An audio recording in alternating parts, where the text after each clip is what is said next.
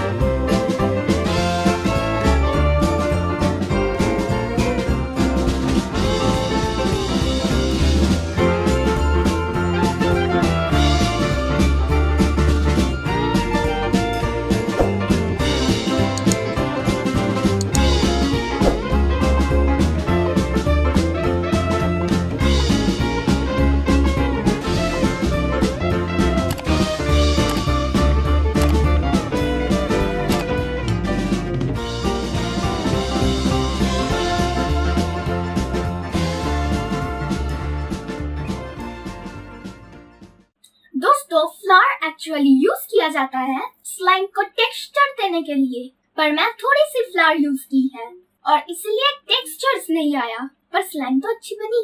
बस आज के लिए इतना ही दोस्तों। वीडियो अच्छी लगी तो लाइक, कमेंट और सब्सक्राइब जरूर कर देना। मैं मिलती हूँ आपसे नेक्स्ट वीडियो में। तब तक के लिए stay tuned with DD slime.